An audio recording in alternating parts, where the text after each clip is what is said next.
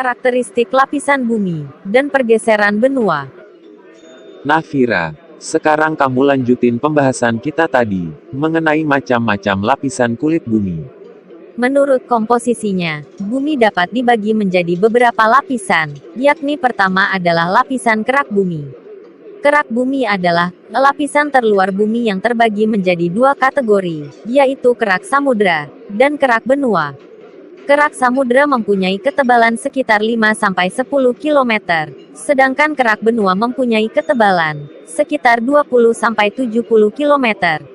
Penyusun kerak samudra yang utama adalah batuan basalt, sedangkan batuan penyusun kerak benua yang utama adalah granit, yang tidak sepadat batuan basalt.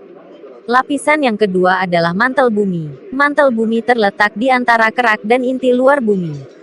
Mantel bumi merupakan batuan yang mengandung magnesium dan silikon. Suhu pada mantel bagian atas kurang lebih 1300 derajat Celcius sampai 1500 derajat Celcius. Dan suhu pada mantel bagian dalam kurang lebih 1500 derajat Celcius sampai 3000 derajat Celcius, di mana fungsinya untuk melindungi inti bumi. Lapisan yang ketiga, yaitu inti bumi yang terletak pada lapisan terdalam. Inti bumi terbagi menjadi dua bagian, yaitu inti bumi bagian luar dan inti bumi bagian dalam. Inti bumi bagian luar merupakan salah satu bagian dalam bumi yang melapisi inti bumi bagian dalam.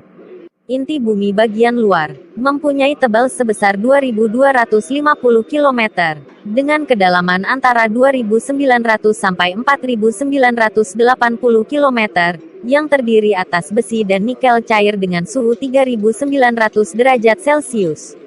Sedangkan inti bumi bagian dalam merupakan bagian bumi yang paling dalam atau dapat juga disebut inti bumi. Inti bumi mempunyai tebal 1200 km dan berdiameter 2600 km yang terdiri dari besi dan nikel, berbentuk padat dengan temperatur dapat mencapai 4800 derajat Celcius. Nah, selanjutnya kita beralih pada struktur lapisan kulit bumi. Struktur lapisan kulit bumi yang pertama, yakni litosfer, atau lapisan batuan pembentuk kulit bumi.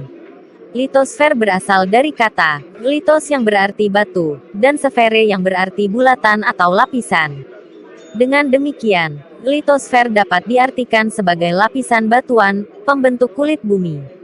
Dalam pengertian lain, litosfer adalah lapisan bumi paling atas dengan ketebalan kurang lebih 70 km, yang tersusun dari batuan penyusun kulit bumi.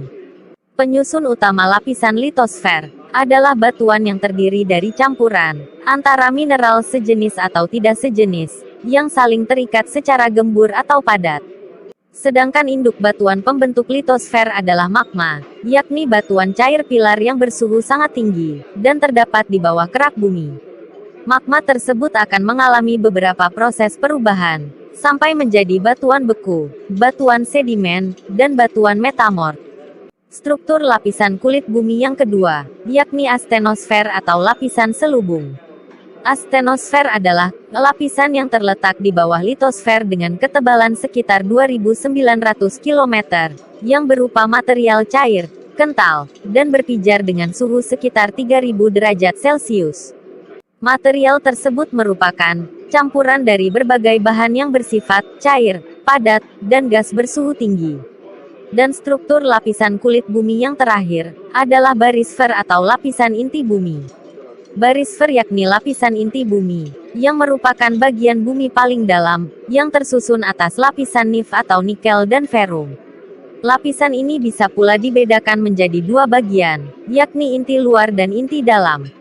Inti luar adalah inti bumi yang ada di bagian luar. Tebal lapisan ini sekitar 2200 km.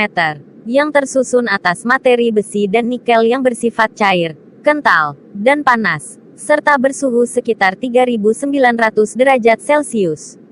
Sedangkan inti dalam adalah inti bumi yang ada di lapisan dalam, dengan ketebalan sekitar 2500 km, yang tersusun atas materi besi dan nikel, dengan suhu yang tinggi, yakni sekitar 4800 derajat Celcius. Walaupun memiliki suhu yang tinggi, lapisan tersebut tetap dalam keadaan padat, dengan densitas sekitar 10 gram per cm kubik. Hal itu disebabkan oleh adanya tekanan yang sangat tinggi dari bagian-bagian bumi lainnya. Dan perlu kita ketahui bahwa lapisan atas kerak bumi di daerah daratan biasanya dilapisi oleh tanah.